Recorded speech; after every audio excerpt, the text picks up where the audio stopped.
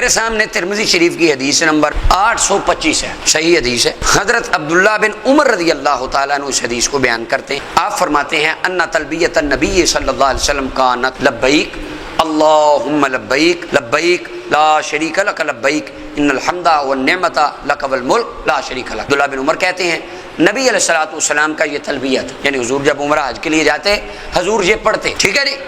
امام ترمذی کہتے ہیں حدیث صحیح ہے، یہ عمل اس پر اہل علم کا۔ امام شافعی رحمۃ اللہ علیہ فرماتے ہیں، ذرا توجہ سے آپ نے بات سننی ہے، امام شافعی فرماتے ہیں وَإِن زَادَ فِي التَّلْبِيَّةِ شَيْئًا مِّن تَعْظِيمِ اللَّهِ، یہ تلبیہ ہے لبیک اللہم لبیک لبیک لا شریک لک لبیک ان الحمد والنعمت لک والملک لا شریک لک، یہ حضور نے ہمیں سکھایا ہے۔ امام شافعی فرماتے ہیں اگر یہ تلبیہ کے الفاظ میں اللہ تعالیٰ کی عظمت والی کوئی باتیں یا کوئی جملے زیادہ کر کے بندہ ایکسٹرا اندر ایڈ کر دے فلا باس انشاءاللہ، تو کوئی حرج نہیں ہے، زیادہ کرنا جائز ہے۔ امام شافعی کے دور میں اگر کوئی ہمارا ساتھی ہوتا تو کہتا جی آپ کیا کہہ رہے ہیں، حضور نے یہ سکھایا ہے، آپ یہ کہ کھولو بدعت ضلالہ۔ امام شافعی نے روایت ہوندی سی کہ نہیں، ان کو پتا تھا، وہ کہہ رہے ہیں جائز ہے، کہتے ہیں لیکن حضور کے تلبیہ پر رہے یہ زیادہ بہتر ہے۔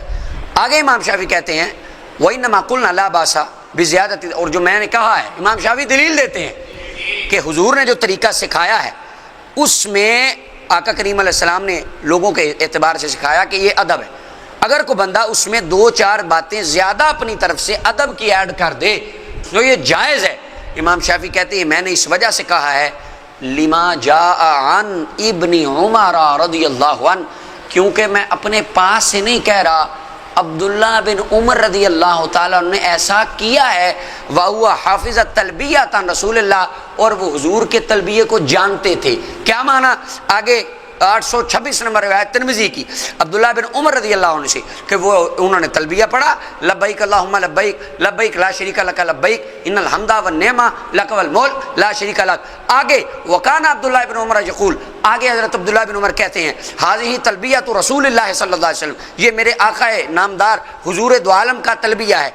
آگے وکان یزید بن عندہ، اپنی طرف سے حضرت عبداللہ بن عمر آگے کہتے تھے لبیک لبیک وسعدیک والخیر فی یدیک لبیک والرغباء الیک والعمل۔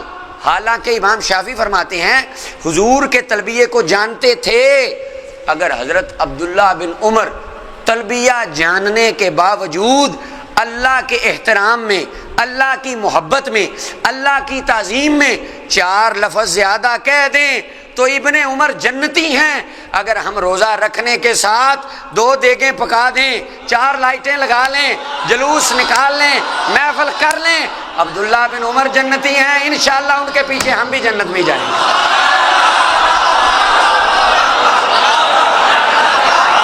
تو یہ جو حدیث ہے کھولو بدعت ضلالہ، یہ حضرت عبداللہ بن عمر جانتے تھے۔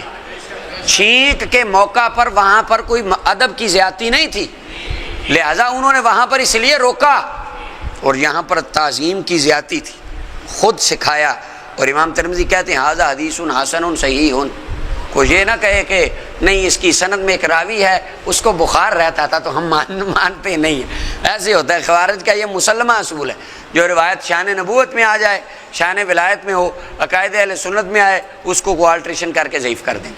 تو لہٰذا یہ روایت بھی صحیح ہے، عبداللہ بن عمر کا عقیدہ بھی صحیح ہے، عمل بھی صحیح ہے، اور سنی بھی صحیح ہے،